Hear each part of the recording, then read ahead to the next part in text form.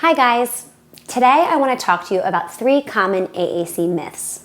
If you're not familiar with AAC, it stands for Augmentative and Alternative Communication, and I use it to help children who are having a hard time communicating verbally. Technology can now give children a voice who otherwise wouldn't have one. But some parents are afraid that AAC will discourage spoken communication, and this is myth number 1. There's no research that shows kids stop talking when you give them AAC. In my experience, using a device actually encourages more verbal communication. Let me give you an example. I began working with a 3-year-old boy named John because his mom was concerned he wasn't talking. I tried getting him to imitate words, but he was having a really difficult time. I told Mom we should start using pictures with him to help him communicate. She was really nervous because she thought using pictures would prevent him from talking. After a few weeks of using pictures to help him ask for his favorite toys, he started becoming a lot more vocal during our sessions. One day, we were playing outside, and out of nowhere, he gave me a picture of a ball and said, "buh." This was his first word. Fast forward 6 months later, and we completely stopped using pictures because he started talking so much that we didn't need them anymore. In my experience, children choose the path of least resistance. At first, it was easier for John to use the pictures, but then this shifted as talking became easier for him. That's why I always incorporate different modalities of communication until we figure out what works best.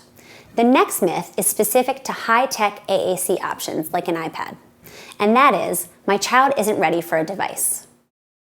There are no prerequisite skills to start using a device for communication. Parents come to me in my private practice because they're interested in using AAC, but they've been told by other providers that their child isn't ready. Some say they don't have the cognitive skills. Others say they don't have the right level of attention. All of these prerequisite skills are taught and strengthened through the use of a device. If a child isn't able to practice using a device, how will they ever gain the skills to become proficient? There's a saying in the AAC world that says we should presume competence in our children.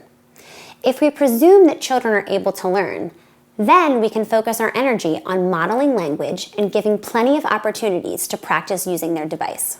The last myth pertains mostly to children with autism, and that is, my child's already verbal, so why would I use AAC? I often meet children with autism who are very verbal, but they're mostly imitating or using scripted language. The ultimate goal is to help children spontaneously formulate their thoughts, not rehearse memorized scripts they've learned. My biggest concern with children who are imitating is they don't have a solid understanding of what they're saying. When you introduce visual supports like picture cards or a device, it helps build comprehension of the language. Then, instead of repeating scripts, they're able to understand individual words and start combining them to form sentences. If you make communication easy, kids will be motivated to do it, and AAC helps make communication easier. Now, I'd love to hear from you parents out there who are using AAC with your child. Please share your success stories in the comments below to help parents who might still be a little hesitant to get started with AAC. And if you enjoyed this video, please hit the like button and subscribe to my YouTube channel. That way you'll be the first to know when I release new videos. If you want even more great content on guiding your child to success, be sure to check out my website and sign up for my email updates to get exclusive access to more tips, tricks, and resources that I don't share anywhere else.